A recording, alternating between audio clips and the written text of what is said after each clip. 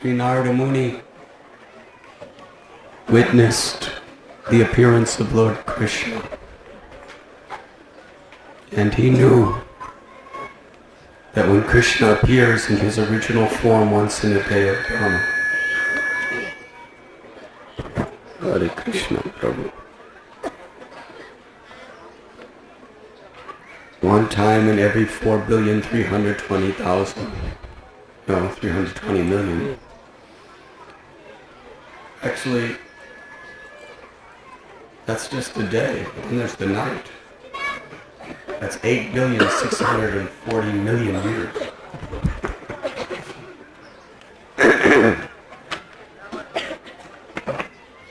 Krishna does not appear in his original form without his original pleasure potency, Vladini Shakti, Shri Radhika. In the spiritual world, Krishna exhibits three energies: Sandini, Samvit, Vladini. Through these Sandini Shakti, Krishna maintains the entire existence of the spiritual world. In his Samvit Shakti, this Shakti gives Krishna, is the Shakti of Krishna's in which he knows everything. And it is through this Shakti that can empower a living entity to know Krishna. Vladini Shakti is Krishna's energy that gives him supreme pleasure and also gives pleasure to the heart of the devotee that loves him. The essence of Vladini Shakti is prema, or pure love. The essence of prema is Mahabhava, the supreme ultimate state of complete love.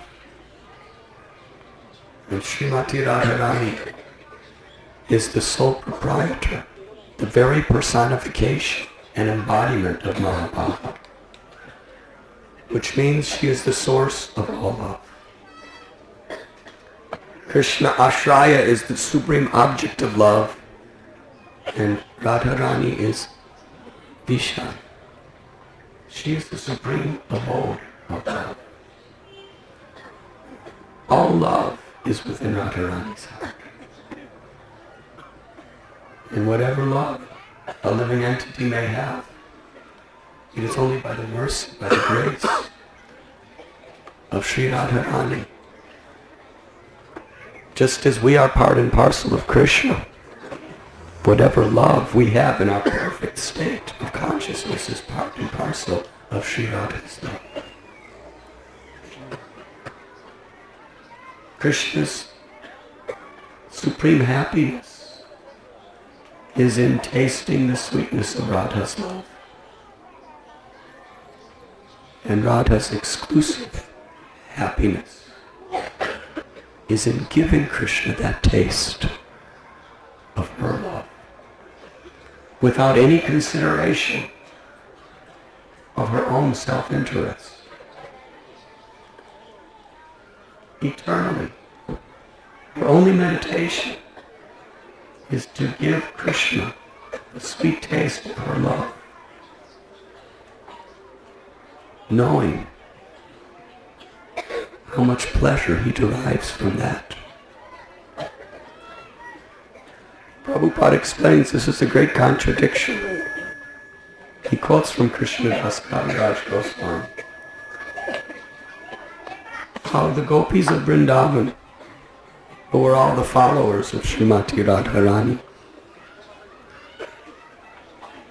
for all eternity, they never have the slightest thought or consideration about their own happiness.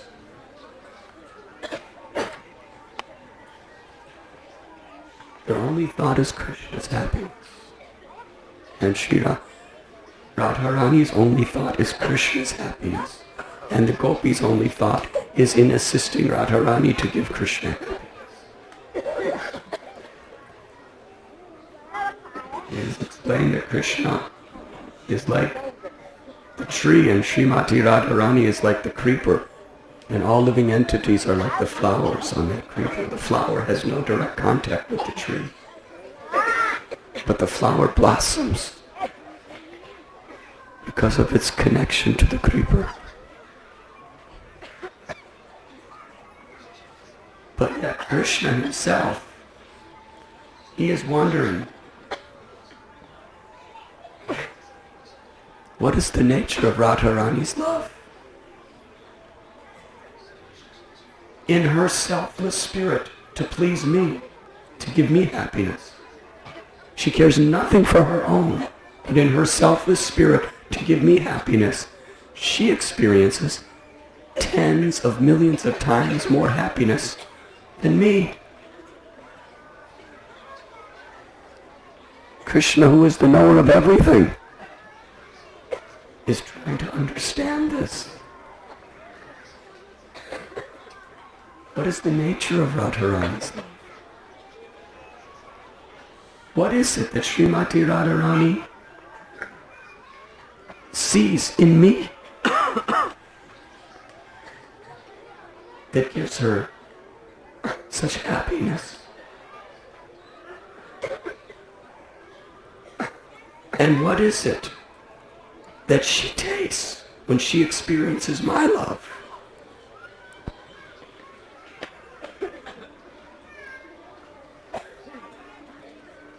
Because Krishna is always subordinate to Sri Radha's love, and Radha's is always subordinate to Sri Krishna's love.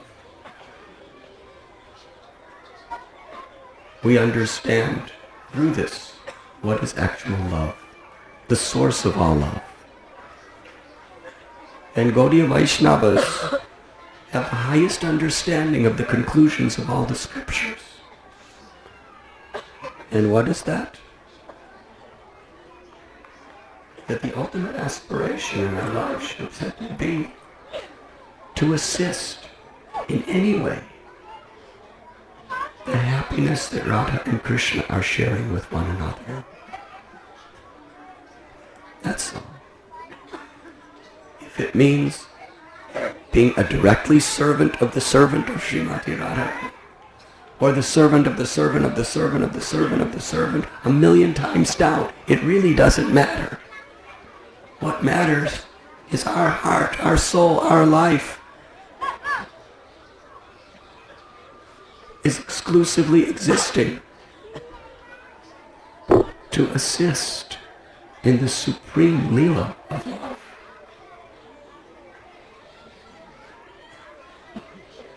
And Rupa Goswami, by the empowerment of Sri Chaitanya Mahaprabhu, has revealed these most confidential secrets so beautifully.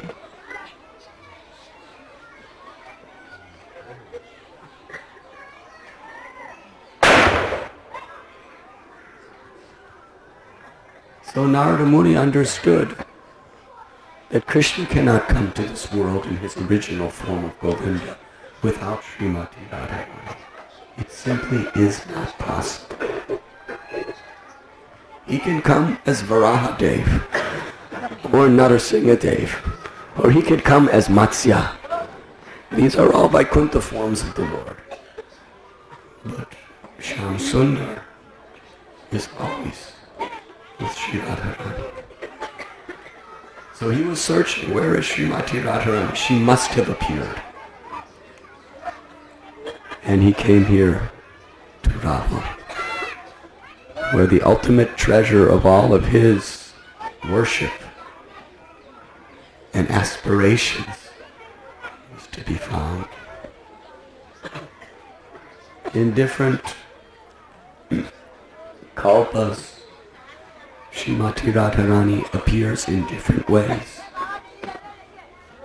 In some Puranas it describes that here at Mukhya Ravali, Vrishabhanu was plowing the field, and from the earth a beautiful golden child with a female form appeared. She emerged from the earth,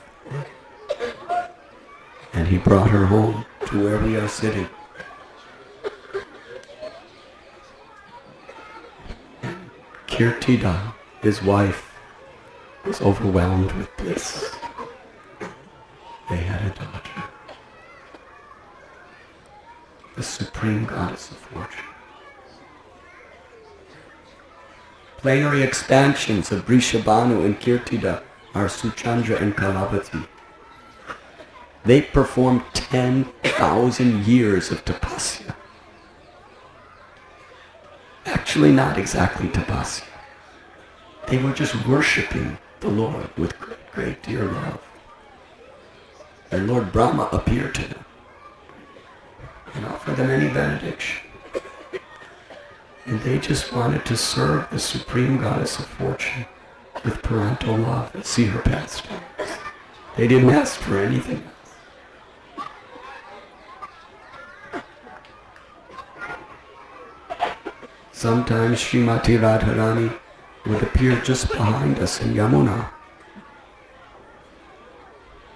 on a beautiful lotus flower, playing very sweetly, and Vrishabhanu would come to take his bath, and there she was. And Lord Brahma appeared and entrusted Srimati Radharani to Vrishabhanu Maharaj's care.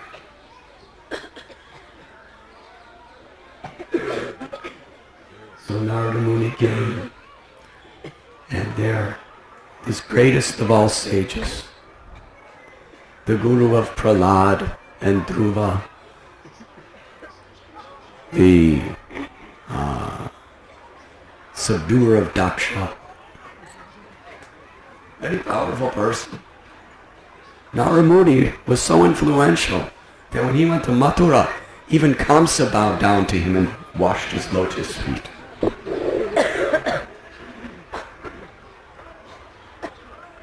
Narada Muni surrendered his heart, his life, at the lotus feet of Srimati Radharani, who was just a tiny infant child. She wouldn't open her eyes or even speak a sound. Narada Muni begged Vrishabhanu and Kirti to let me be alone with her for some time. So in the privacy of that darshan, Narada Muni offered beautiful prayers of surrender. And the little baby child revealed to Narada Muni her eternal Kishori forms and blessed him. Blessed him with the aspiration of the love of a gopi.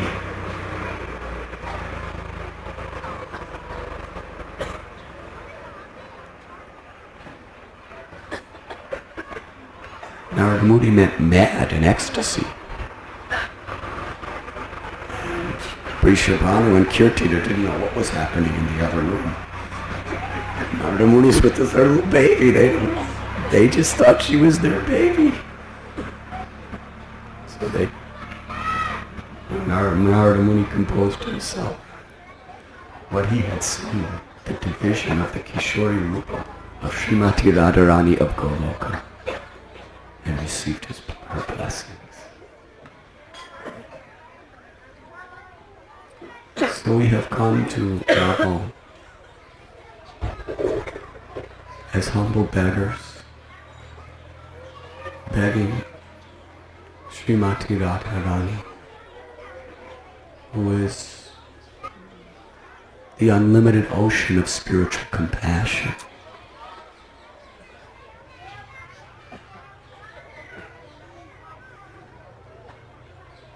The kindness of her heart, she is eager to even give an insignificant lowly jackal, high as treasure of entrance into her own circle of devotees, if that jackal just cries out for her mercy. We know that story at Shivakur. Jackal is a lowly animal. Even amongst dogs, a jackal is an outcast.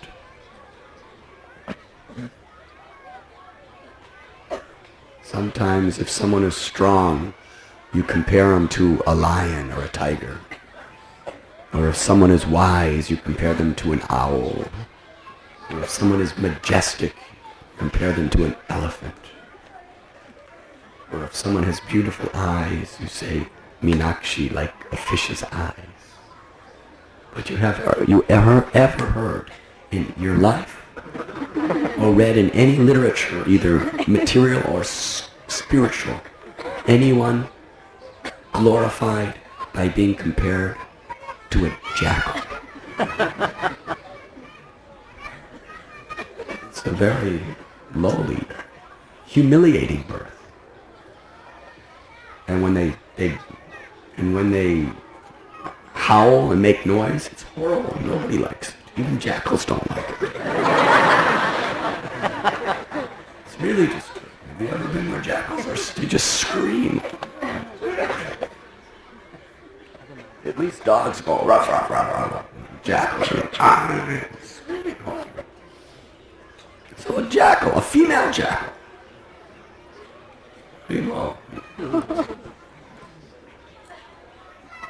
This female jackal, she was being harassed, little children, throwing rocks. The jackal, screaming, running away, jumped into a hole in the ground. And just to get her out, they put wood all around the hole, and then they lit it on fire. Lit the hole on fire. The jackal was screaming. Radharani heard the screaming. And she told her maidservant, Lalita Saki, this is my area of Sri Radha Kund. Nobody should suffer here. Go help that jackal. So the gopi went and chased all the kids away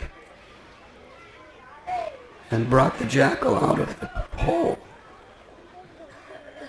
And personally brought her right to Srimati Radharani, where the jackal laid her head on Radharani's feet with tears in her eyes, begging for mercy.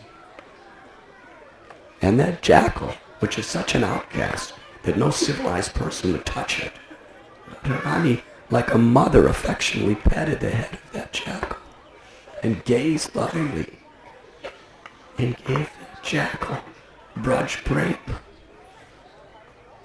The love of the residents of Vrindavan gave that jackal eternal service as her maidservant in Goloka. So everyone in this material world is jackal-like.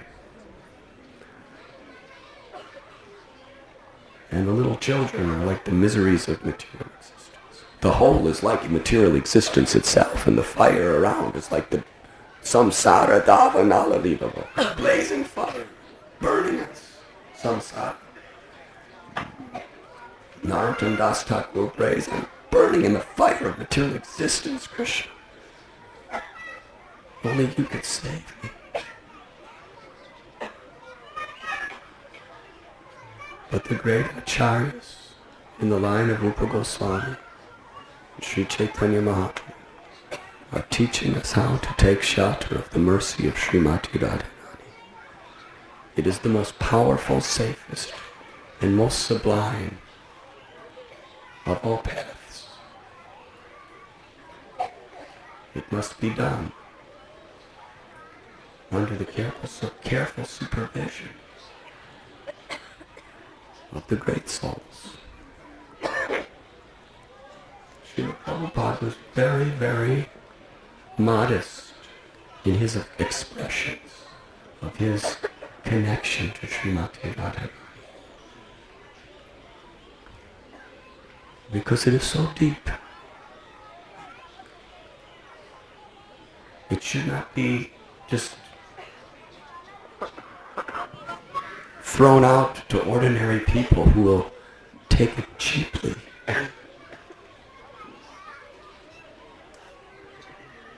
Prabhupada gave us the Mahamantra. Hare is Radharani's name.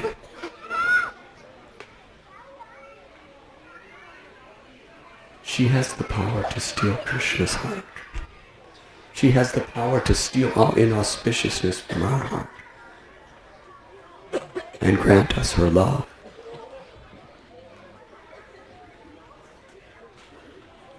Yes, Prabhupada has given us the supreme mercy of Srimati Radharani in parampara through this Hare Krishna Mahamantra and through serving the mission of Sri Chaitanya Mahaprabhu, who is Krishna in Radharani's mood of love, spreading love in this world. Lord Chaitanya's mission is Radharani's service.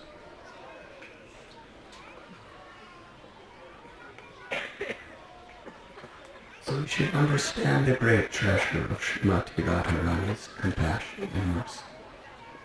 Not take it cheaply.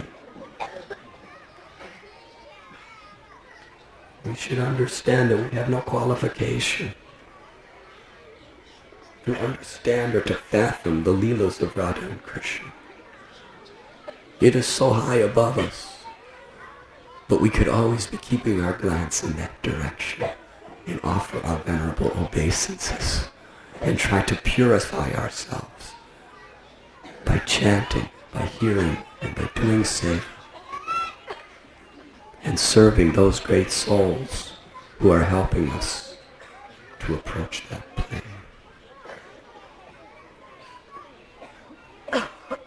Mukya Rawali is so important place. The place where Srimati Radharani appears on this earth to reveal her supreme compassion upon us. So let us pray. Let us pray for the humble service attitude and the enthusiasm for devotional service. Let us pray for absorption in bhakti, absorption, engrossing our consciousness in our duties to Guru and the Vaishnavas, engrossing our consciousness in the holy name and the Hari Katha, engrossing our consciousness in prayers to the deity. Let us pray that we can sincerely, honestly, and with all humility, absorb ourselves and help others to do the same. With grateful hearts, let us fall in the dust of Sri Radharani's lotus feet and pray to eternally be the servant of our servants.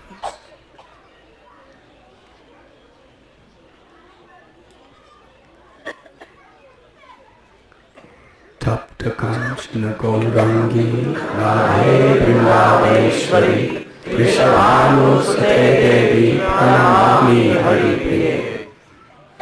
Tapta Kanchana Gaurangi Radhe Vrindavaneshwari Vrishabhanusate Devi Pranamami Haripriye. Tapta Kanchana Gaurangi Radhe Vrindavaneshwari Vrishabhanusate Devi Pranamami Haripriye. I was sitting on the upper steps of the temple, observing this wonderful Sankirtan performed by all of you. It was extraordinary. When you're in Kirtan, you're experiencing a certain ras. But when you're seeing the whole picture of everybody joyfully dancing and singing, beautiful. It's absolutely beautiful. I don't think there's anything more beautiful in all the 14 worlds than seeing devotees united in such a holy place. And you are all being covered by the dust of Sri Radharani's lotus feet. Gracefully dancing. Kaustuba can't even talk, but his arms were raised, absorbed in the holy name. It's a beautiful sight. The ladies going in all circles, and men jumping and leaping and whatever else.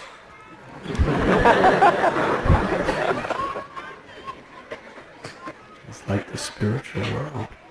Really. I want to thank you for this very, very beautiful offering to the lotus feet of Radha Lilao. The deities on the altar here were originally installed by Vajranath, the great-grandson of Krishna 5,000 years ago, in the place of Srimati Radharani's appearance. And they were watching this kirtan, smiling very nicely. If we really want to make Radha, Rani, and Kanaya Shri Krishna happy, this is a wonderful way to do it. Prabhupada showed us the secret. With united hearts to joyfully sing their names and glories together in Sankirtan.